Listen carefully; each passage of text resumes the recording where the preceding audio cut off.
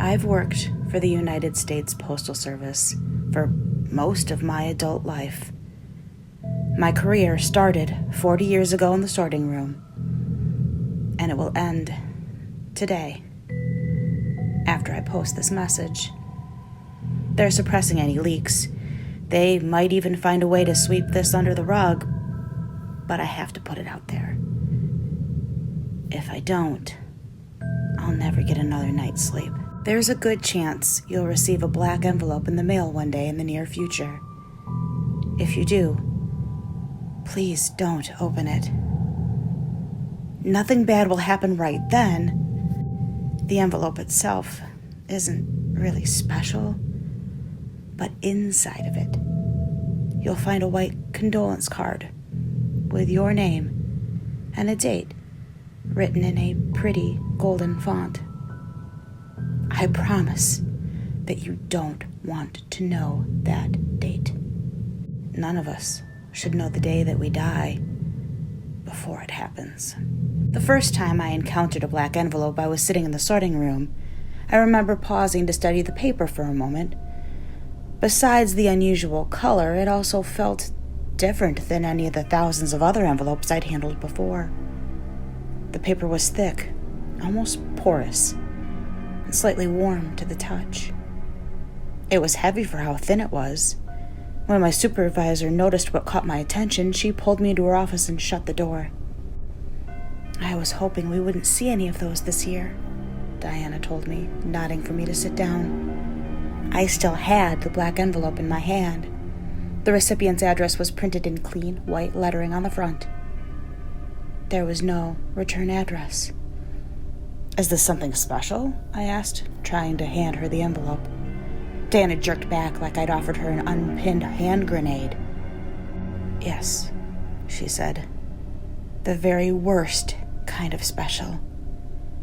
We see one or two come through every couple of years. Some folks have been working here for a decade and aren't even aware of them. Just bad luck that you found one. I felt a chill lick down my spine. Bad luck? We have an unofficial policy about those particular pieces of mail.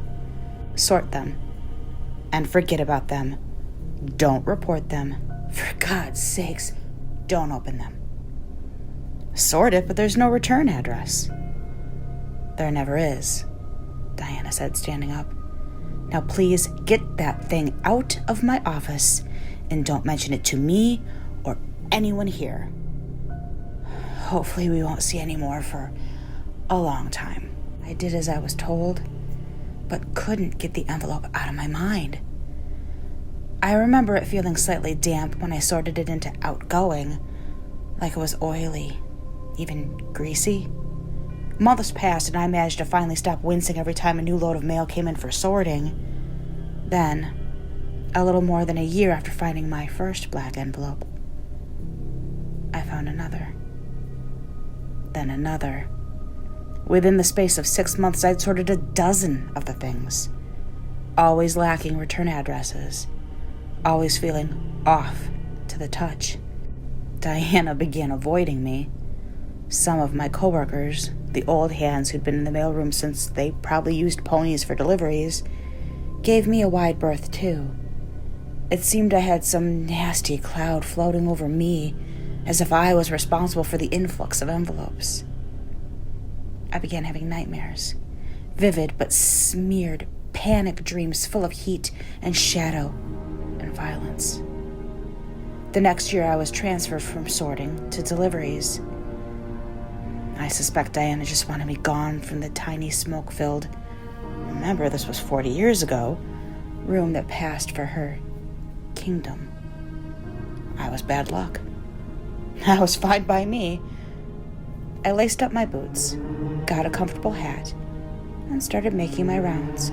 My first assignment was to a quiet neighborhood on Maryland's shore. You've likely seen similar places. Gravel driveways, oak trees with tire swings, above-ground swimming pools. I loved it, and always carried candy for the kids that would rush out some mornings hoping for a package or a present, or a special letter. I brought milk bones for the dogs, too, who were generally much friendlier than I'd been led to expect. In 4 years of walking that beat, I was only chased by a canine once, and when the retriever caught me, it turned out that she just wanted to play. Memories of the black envelopes and my coworkers' nervous glances faded quickly against the fresh air and sunlight of my new position. Until one winter, when I dropped off the mail to a regular. Betty Majors was a lovely old woman with silver hair and an endless parade of colorful bathrobes. She'd always meet me at the box at the end of her drive to collect her mail in person. Usually we'd stand for a minute and chit-chat while she opened her letters. I was just updating her on my engagement to a beautiful girl 2 towns over when I saw Betty frown. She was glancing at the pile of mail in her hands. I felt a cramp in my lower stomach I couldn't explain, an emerging sense of dread as I followed her gaze. Sure enough, she was holding a familiar black envelope with white lettering. "Odd," she said, carefully tearing the seal. I suppressed an irrational urge to yank the envelope from her hand. Instead, I watched her face as she read the message inside. Betty seemed confused. She looked up at me. "No return address. Doesn't look like it. Can I ask?" "It's none of my business, but..."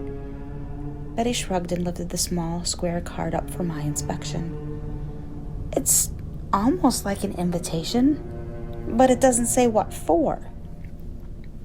Gold letters, white stock, Betty's name and a date a little more than 2 weeks in the future.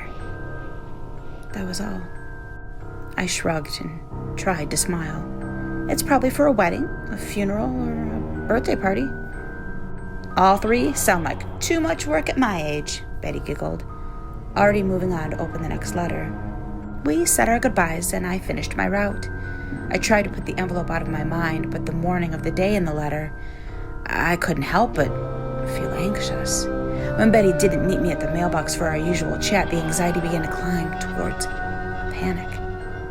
I decided to bring her letters right to her door in case she was sick or occupied.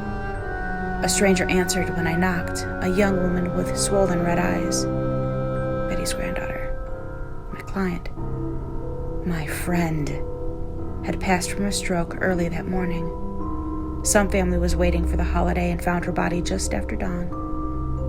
I'd only barely missed the ambulance as it took her away. I've never been religious, but after that day, I started going to church. I always repeated the same prayer before leaving. "Lord, no more black envelopes." My prayers were answered for 3 years until I had to deliver another. It was the same neighborhood and the same result. The man died 3 months after my delivery. There was another envelope the next year. Another death. Other people I delivered to passed away without receiving the mysterious letters, though. I could see no rhyme or reason in it. All I could do was continue my route and say an extra prayer for anyone who received a dark delivery. Each of them died within a year of receiving a black envelope. I took solace in the fact that none of them knew what the date meant. However, judging by the fear I saw with a few folks, I worry they might have guessed. Years ticked by, and I moved from deliveries to an office to administration. I was hoping for a quiet retirement this year. Then a few months ago, the manager of my sorting room came to my office badly shaken. Black envelopes. Dozens. Hundreds. More than he'd ever seen. Not all of the stuff had caught on that there was something gruesome about the deliveries, but rumors were spreading. Word came from up high to slow down circulation, to act like everything was normal. Basically, to put our heads in the sand. Another unofficial policy drifted down to management. Lose the envelopes. Trash them. Destroy them. It didn't matter. We'd burn the bastards by the dumpster load, and somehow the letters would be back in the sorting room the next day. No one could explain it. No one could figure out who was bringing in the envelopes or how to stop them. The same names and addresses would show up again and again until we finally broke down and delivered them. All of this was done in secret, as much as we could manage. I don't know how many people in USPS have caught on. Maybe 10%? Maybe fewer. My guess is the government is afraid of mass panic if word gets out. I understand that, but I'm still posting this because no matter what we do, the envelopes continue to flow. People keep opening them, and even if they aren't sure what the date means, I think it sticks with them. Turns up in their dreams, eats away at the time they have left, and makes them rot with worry. So I'm sending out this message, and then I'm leaving. I'm gonna try and enjoy this time I have left. You see, not too long ago, I found a black envelope addressed to me. I couldn't help myself. I read the date. You always think you'll have more time. Curiosity is such a vicious animal. When we started getting that influx of marked letters earlier this year, I snuck a dozen of them out of the sorting room to read in my office. If you apply gentle heat to the adhesive, it's not too hard to reseal the envelopes later without damage. A dozen names, a dozen strangers, but each of them had the same date written in that terrible golden ink. I pulled more envelopes at random over the next few months. The date was always the same. Over and over and over. Hundreds. Thousands. I think something awful is coming. And now, a word from our sponsor. Do you like apples? Yeah. Well, I go. Vanitas. How do you like them apples? Vanitas is a premium gaming peripheral brand geared toward developing high-performance products. We're currently working toward creating new, exciting, and unique products not currently found on the market. With quality to match its sleek and beautiful design, I can honestly say that my Vanitas mouse is the best that I've ever owned, and I'm looking forward to expanding my collection of Vanitas products. Vanitas ships internationally with extremely low international shipping costs, and shipping is free to the US and Canada. Your products will arrive quickly and carefully packaged, with most orders arriving within 7 to 10 business days.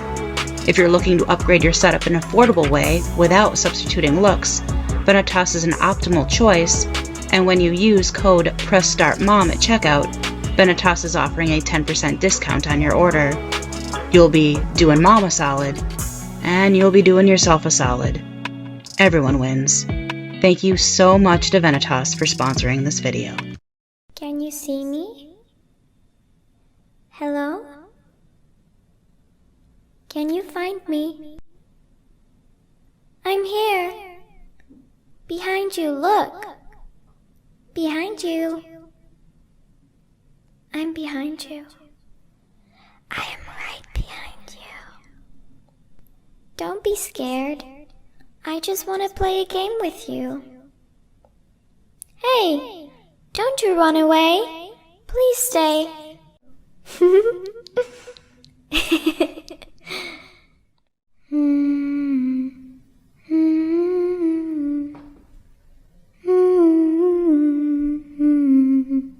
Incy Wincy Spider went up the water spout. Down came the rain and washed the spider out. Out came the sun and dried up all the rain. So Incy Wincy Spider went up the spout again.